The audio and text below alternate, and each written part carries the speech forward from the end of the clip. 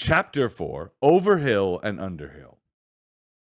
There were many paths that led up into those mountains, and many passes over them.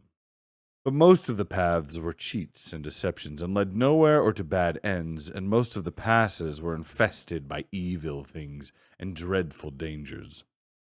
The dwarves and the hobbit, helped by the wise advice of Elrond and the knowledge and memory of Gandalf, took the right road to the right pass. Long days after they had climbed out of the valley and left the last homely house miles behind, they were still going up and up and up. It was a hard path and a dangerous path, a crooked way and a lonely and a long. Now they could look back over the lands they had left, laid out behind them far below. Far, far away in the west, where things were blue and faint, Bilbo knew there lay his own country of safe and comfortable things, and his little hobbit hole. He shivered. It was getting bitter cold up here, and the wind came shrill among the rocks. Boulders, too, at times came galloping down the mountainsides, let loose by midday sun upon the snow, and passed among them, which was lucky, or over their heads, which was alarming. The nights were comfortless and chill, and they did not dare to sing or talk too loud, for the echoes were uncanny, and the silence seemed to dislike being broken, except by the noise of water and the wail of wind and the crack of stone. "The summer is getting on down below," thought Bilbo, "and haymaking is going on and picnics. They'll be harvesting and blackberrying before we even begin to go down the other side of that at this rate." And the others were thinking equally gloomy thoughts, although when they had said goodbye to Elrond in the high hope of a midsummer morning, they had spoken gaily of the passage of the mountains and of riding swift across the lands beyond. They had thought of coming to the secret door in the lonely mountain, perhaps that very next last moon of autumn, and perhaps it will be Durin's Day, they had said to each other. Only Gandalf had shaken his head and said nothing. Dwarves had not passed that way for many years, but Gandalf had, and he knew how evil and danger had grown and thriven in the wild. Since the dragons had driven men from the lands, and the goblins had spread in secret after the battle of Minas of Moria. Even the good plans of wise wizards like Gandalf and of the good friends like Elrond go astray sometimes when you are off on dangerous adventures over the edge of the wild. And Gandalf was a wise enough wizard to know it. He knew that something unexpected might happen, and he hardly dared to hope that they would pass without fearful adventure over those great tall mountains, with lonely peaks and valleys where no king ruled. They did not. All was well until one day they met a thunderstorm. More than a thunderstorm, a thunder battle. You know how terrific a really big thunderstorm can be down in the land and in the river valley, especially at times when two great thunderstorms meet and clash. More terrible still are thunder and lightning in the mountains at night, when storms come up from east and west and make war. The lightning splinters on the peaks and rocks shiver, and the great crashes split the air and go rolling and tumbling into every cave and hollow. And the darkness is filled with overwhelming noise and sudden light. Bilbo had never seen or imagined anything of the kind. They were high up in a narrow place with a dreadful fall into a dim valley at one side of them. There they were sheltering under a hanging rock for the night, and he lay beneath a blanket and shook from head to toe. When he peeped out in the lightning flashes, he saw that across the valley the stone giants were out and were hurling rocks at one another for a game, and catching them and tossing them down into the darkness where they smashed among the trees far below, or splintered into little bits with a bang. Then came a wind and a rain, and the wind whipped the rain and the hail about in every direction, so that an overhanging rock was no protection at all. Soon they were getting drenched, and their ponies were standing with their heads down and their tails between their legs, and some of them were whinnying with fright. They could hear the giants guffawing and shouting all over the mountainsides. "This won't do at all," said Thorin. "If we don't get blown off or drowned or struck by lightning, we shall be picked up by some giant and kicked high for a football." "Well, if you know of anywhere better, take us there," said Gandalf, who was feeling very grumpy and was far from happy about the giants himself. The end of their argument was that when they sent Philly and Killy to look for a better shelter. They had very sharp eyes, and being the youngest of the dwarves by some 50 years, they usually got these sorts of jobs. When everybody could see that it was absolutely no use sending Bilbo. "There's nothing like looking if you want to find something," or so Thorin said to the young dwarves. "You certainly usually find something if you look, but it is not always quite the something you are after." So it proved on this occasion.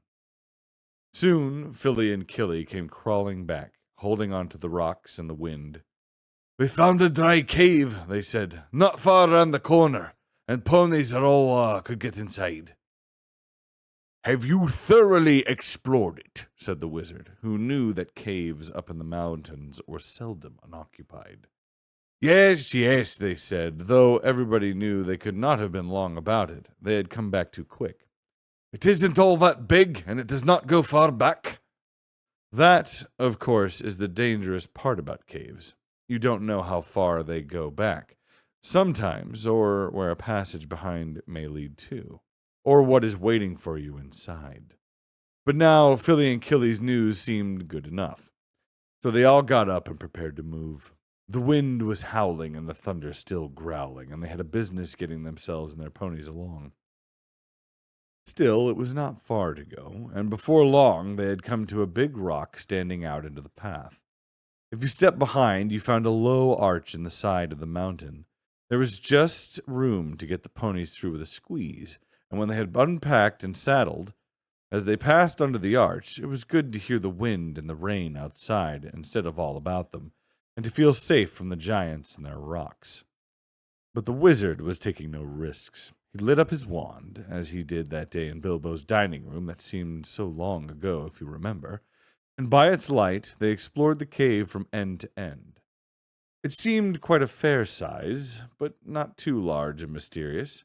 It had a dry floor and some comfortable nooks. At one end there was room for the ponies, and there they stood, mighty glad of the change, steaming and champing in their nose bags. Oin and Gloin wanted to light a fire at the door to dry their clothes, but Gandalf would not hear of it. They spread out their wet things on the floor and got dry ones out from their bundles, and then they made their blankets comfortable, got out their pipes, and blew smoke rings, which Gandalf turned into different colors, and set dancing up by the roof to amuse them. They talked and forgot about the storm, and discussed what each would do with his share of the treasure when they got it, which at the moment did not seem so impossible. And so they dropped off to sleep, one by one. And that was the last time that they used the ponies, packages, baggages, tools, and paraphernalia that they had brought with them. It turned out a good thing that night that they had brought little Bilbo with them after all, for somehow he could not go to sleep for a long while. And when he did sleep, he had a very nasty dream. He dreamed that a crack in the wall at the back of the cave got bigger and bigger, and opened wider and wider, and he was very afraid, but could not call out or do anything but lie and look. Then he dreamed that the floor of the cave was giving way, and he was slipping, beginning to fall down, goodness knows where to. And that he woke up with a horrible start, and found that part of his dream was true. A crack had opened at the back of the cave, and was already a wide passage. He was just in time to see the last of the ponies' tails disappearing into it. Of course, he gave a very loud loud as yell as a hobbit can give, which is surprising for their size. Out jumped the goblins, big goblins, great ugly-looking goblins, lots of goblins, before you could say rocks and blocks. There were 6 to each dwarf at least, and 2 even for Bilbo, and they were all grabbed and carried through the crack before they could say tinder and flint. But not Gandalf. Bilbo's yell had done that much good. It wakened him up wide in a splintered second, and when goblins came to grab him, there was a terrific flash like lightning in the cave, a smell like gunpowder, and several of them fell dead. The crack closed with a snap, and Bilbo and the dwarves were on the wrong side of it. Where was Gandalf? Of that neither they nor the goblins had any idea, and the goblins did not wait to find out. They seized Bilbo and the dwarves and hurried them along. It was deep, deep dark, such as only goblins that have taken to living in the heart of the mountains can see through. The passages there were crossed and tangled in all directions, but the goblins knew their way, as well as you do, into the nearest post office, and the way they went down, and it was a most horribly stuffy. The goblins were very rough, and pinched unmercifully, and chuckled and laughed in their horrible, stony voices, and Bilbo was more unhappy even than when the troll had picked him up by the toes. He wished again and again for his nice hobbit hole, not for the last time. Now there came a glimmer of a red light before them. The goblins began to sing or croak, keeping time with the flap of their feet on the stones, and shaking their prisoners as well. Clap, snap, the black rock cracks. Grip, grab, pinch and nab. And down, down to Goblin Town. You go, my lad. Clash, crack, crush and smash. Hammer and tongs, knocker and gongs. Pound, pound, far underground. Ho, ho, ho, my lad. Swish and smack, whip and crack. Batter and beat, yammer and bleat. Work, work, nor dare to shirk, while goblins cough and goblins laugh. Round and round, far underground, below, my lad. It sounded truly terrifying.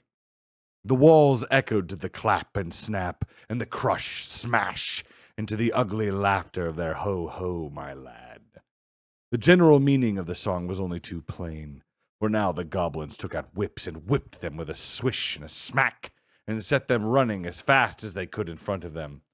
And more than one of the dwarves were already yammering and bleating like anything when they stumbled into a big cavern. It was like a great red fire in the middle, and by torches along the walls, and it was full of goblins. They all laughed and stamped and clapped their hands when the dwarves, with poor little Bilbo at the back and nearest to the whips, came running in, while the goblin drivers whooped and cracked their whips behind. The ponies were already there huddled in a corner, and there were all the baggages and packages lying broken open, and being rummaged by goblins, and smelt by goblins, and fingered by goblins, and quarreled over by goblins. I am afraid that was the last they ever saw of those excellent little ponies, including a jolly, sturdy little white fellow that Elrond had lent to Gandalf, since his horse was not suitable for the mountain paths. For goblins eat horses and ponies and donkeys and other much more dreadful things, and they are always hungry. Just now, however, the prisoners were thinking only of themselves. The goblins chained their hands behind their backs and linked them all together in a line and dragged them to the far end of the cavern, with little Bilbo tugging at the end of the row. There, in the shadows, on a large, flat stone, sat a tremendous goblin with a huge head. And armed goblins were standing round him, carrying the axes and the bent swords that they use. Now, goblins are cruel, wicked, and bad-hearted. They make no beautiful things, but they make many clever ones. They can tunnel and mine as well as any but the most skilled dwarves when they take the trouble, though they are usually untidy and dirty. Hammers, axes, swords, daggers, pickaxes, tongs, and also instruments of torture they make very well, or get other people to make to their design, prisoners and slaves that have to work till they die for want of air and light. It is not unlikely that they invented some of the machines that have since troubled the world, especially the ingenious devices for killing large numbers of people at once. For wheels and engines and explosions always delighted them, and also not working with their hands more than they could help. But in those days, in those wild parts, they had not advanced, as it is called, so far. They did not hate dwarves especially, no more than they hated everybody and everything, and particularly the orderly and prosperous, and some parts wicked dwarves had even made alliances with them. But they had a special grudge against Thorin's people, because of the war which you have heard mentioned, but which does not come into this tale, and anyway, goblins don't care who they catch, as long as it's done smart and secret, and the prisoners are not able to defend themselves. "Who are these miserable persons?" said the great goblin. Dwarves, and this, said one of the drivers, pulling at Bilbo's chain so that he fell forward onto his knees. We found them sheltering in our front porch. What do you mean by it? Said the great goblin, turning to Thorin. Up to no good, I'll warrant. Spying on the private business of my people. I guess. Thieves, I shouldn't be surprised to learn. Murderers and friends of elves, not unlikely. Come, what have you got to say? Thorin the dwarf at your service, he replied. It was merely a polite nothing. Of the things which you suspect and imagine, we had no idea at all. We sheltered from a storm in what seemed a convenient cave and unused. Nothing was further from our thoughts than inconveniencing goblins in any way whatever. That was true enough. Said the great goblin. So you say. Might I ask what you were doing up in the mountains at all, and where you were coming from, and where you were going? In fact, I should like to know all about you. Not that it will do you much good, Thorin Oakenshield. I know too much about your folk already. But let's have the truth, or I will prepare something particularly uncomfortable for you. We were on a journey to visit our relatives, our nephews and nieces, and first, second, and third cousins, and the other descendants of our grandfathers who live on the east side of these truly hospitable mountains, said Thorin, not quite knowing what to say all at once in a moment, when obviously the exact truth would not do at all. He's a liar! A truly tremendous one, said one of the drivers. Several of our people were struck by lightning in the caves when we invited these creatures to come below, and they are as dead as stones. Also, he's not explained this. He held out the sword which Thorin had worn, the sword which came from the troll's lair. The great goblin gave a truly awful howl of rage when he looked at it, and all his soldiers gnashed their teeth, clashing their shields, and stamped. They knew the sword at once. It had killed hundreds of goblins in its time, when the fair elves of Gondolin hunted them in the hills, or did battle before their walls. They had called it Orcrist, goblin cleaver, but the goblins called it simply biter. They hated it, and hated worse anyone that carries it. Murderers and elf friends, the great goblin shouted. Slash them, beat them, bite them, gnash them, take them away to dark holes full of snakes and never let them see the light again. It was in such a rage that he jumped off of his seat and himself rushed at Thorin with his mouth open.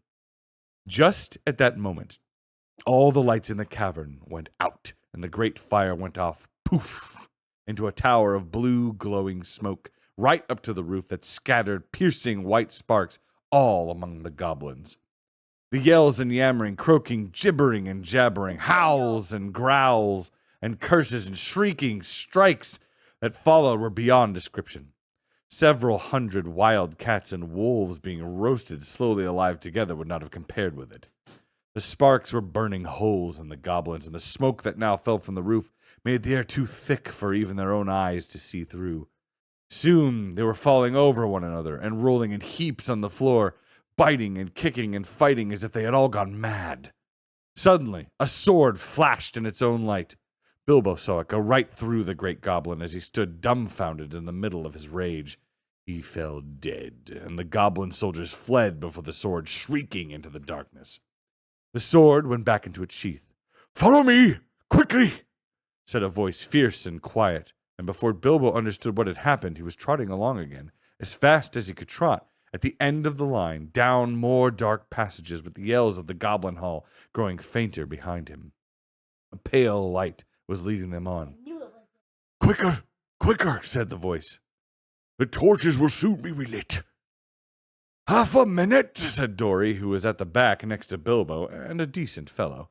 He made the hobbit scramble on his shoulders as best he could with his tied hands, and then off they all went at a run, with a clink-clink of chains and many a stumble, since they had no hands to steady themselves with. Not for a long while did they stop, and by that time they must have been right down in the very mountain's heart. Then Gandalf lit up his wand. Of course, it was Gandalf, but just then they were too busy to ask how he got there. He took out his sword again, and again it flashed in the dark by itself. It burned with a rage that made it gleam if goblins were about. Now it was bright as blue flame for delight in the killing of the great lord of the cave. It made no trouble whatever of cutting through the goblins' chains and setting all the prisoners free as quickly as possible. This sword's name was Glamdring, the foe hammer, if you remember. The goblins just called it Beater and hated it worse than Biter, if possible. Orcrist, too, had been saved, for Gandalf had brought it along as well, snatching it from one of the terrified guards. Gandalf thought of most things, and though he could not do everything, he could do a great deal for friends in a tight corner. "Are we all here?" he said, handing his sword back to Thorin with a bow. "Me see, 1, that's Thorin, 2, 3, 4, 5, 6, 7, 8, 9, 10, 11. Where are Philly and Killy? Ah, here they are. 12, 13, and here's Mr. Packins, 14. Well, well, it might be worse, and then again it might be a good deal better. No ponies and no food, and no knowing quite where we are, and hordes of angry goblins just behind. Well, on we go!" And they went. Gandalf was quite right. They began to hear goblin noises and horrible cries far behind the passages as they came through. They sent them on faster than ever, and as poor Bilbo could not possibly go half as fast, for dwarves can roll along at a tremendous pace, I can tell you. When they have to, they took it in turn to carry him on their backs. Still, goblins go faster than dwarves, and these goblins knew the way better. They had made the paths themselves and were madly angry, so that to do what they could, the dwarves heard the cries and howls getting closer and closer. Soon they could hear even the flap of the goblins' feet, many, many feet, which seemed only just round the last corner. The blink of red torches could be seen behind them in the tunnel they were following, and they were getting deadly tired. Oh, why did I ever leave my hobbit hole?" said Mr. Baggins, bumping up and down on Bomber's back. Why did I ever bring a wretched little hobbit on a treasure hunt?" said poor Bomber, who was fat and staggered along with the sweat dripping down his nose in the heat and terror. At this point, Gandalf fell behind, and Thorin with him. They turned a sharp corner. "About turn!" they shouted, "and draw your sword." There was nothing else to be done, and the goblins did not like it. They came scurrying around the corner in full cry, and found Goblin Cleaver and Foe Hammer shining cold and bright right in their astonished eyes.